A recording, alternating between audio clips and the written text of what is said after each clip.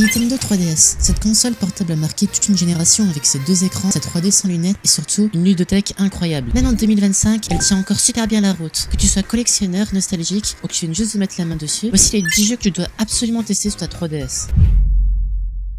Le jeu repart à la chasse aux fantômes, mais cette fois dans plusieurs manoirs. C'est drôle, c'est mignon, c'est légèrement flippant et franchement, c'est super beau pour la 3DS. Un gameplay original basé sur l'aspiration et la résolution d'énigmes et un Luigi toujours aussi maladroit qu'attachant. Bref, une aventure à ne pas manquer.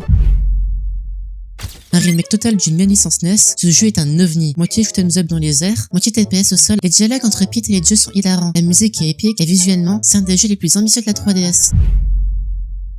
Awakening, c'est le jeu qui a sauvé la licence Fire Emblem du déclin. Tu t'attaches à tes personnages, tu vis leurs histoires, tu les maries et tu crées même leurs enfants. Les combats au tour par tour sont très satisfaisants et la DA est sublime. Si t'aimes les RPG tactiques, c'est un must.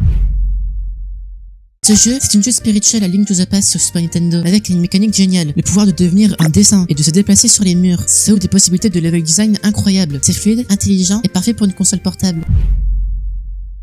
Monster Hunter 4 Ultimate, plus dynamique que les précédents opus, avec de nouvelles mécaniques comme l'escalade et les attaques sautées. Un contenu titanesque, des centaines d'heures de jeu, et si ça dépote avec une 3DS, c'est du bonheur en multilocal. Ce jeu, c'est littéralement mon coup de cœur d'enfance. Tu crées une île peuplée d'amis que tu inventes, tes potes, ta famille, des célébrités. Tomodachi Life, c'est plus qu'un générateur de situations absurdes, c'est un incroyable jeu addictif. Beaucoup de fans débattent sur ces opus, mais Pokémon X et Y, c'est une vraie révolution pour la série. Passage à la 3D, nouvelle région inspirée de la France, et introduction des méga évolutions. Ce jeu est facile, certes, mais bourré de charme. Et voir ces Pokémon prendre vie en 3D pour la première fois, c'était magique à l'époque. Et Kalos, quelle belle région. Animal Crossing New Leaf, c'est le cocon parfait. Tu n'es pas juste un habitant, tu es le maire de la ville, avec plein de responsabilités et de liberté. Tu crées ta communauté, tu décores, tu pêches, tu vis au rythme des saisons, et franchement, c'est super relaxant. Même en 2025, et rejouer, c'est comme rentrer à la maison après une longue journée.